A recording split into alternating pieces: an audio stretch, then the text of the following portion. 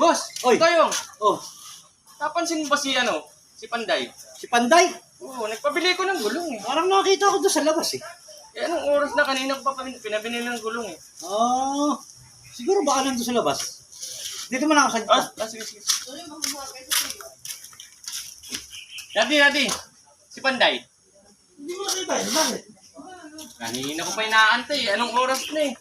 Anong oras nga Boss Toyong? Sabi, nandun daw sa labasan. Hindi, bakit nga? Bakit? Lutusan ko ang bumili ng gulong. Dito sa mga gulong? Oo. Wala, scam na yun. Hindi na babalikan nun. Dali tayo dyan. Nag-aantay ako na maghapon na ata rito. Oh, Panday, asan na? Ano, naiwan ko rin sa may ano yung gulo eh, sa labasan eh. Patay tayo. Kunin natin. Ha? Hindi, huwag kang ano. Diyan ka na lang, hintayin mo na lang ako. Ilang oras na ako nag-aantay dito, pag-aantay mo na naman ako. Hindi, sandali lang naman, kukunin ko lang yung ano kasi iniwan ko lang sandali sa labasan. Para ano. Bilisan mo na. Ilang oras na, kakabit pa. Bukas gagamitin ko tong motor. Baka di pa makabiyahin ito. Madaling araw ko alis, oh. Ilang oras na. Kukunin ko lang doon sa labasan. Eh, nakita mo na. Wala, kasama ko na. Binibenta pa sa ibang tao ang gulong na order mo. Oh, binibenta mo sa'yo.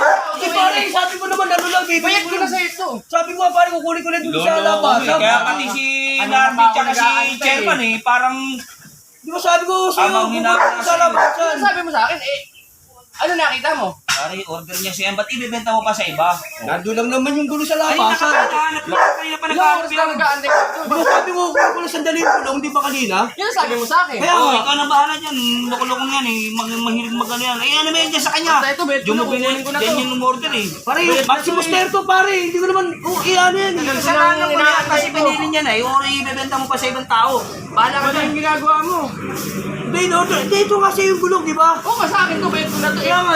Binibenta pa sa iba. Hindi, na ano lang siguro, nagkamali lang yung siyenteng. Baka kala niya yung binibigay sa iba. Wala naman yung discount mo. Uy, salamat ha, ma'am ha. Thank you sa Maximus Tire, thank you ha. Salamat. Buti Max start to. Maganda, matibay ito.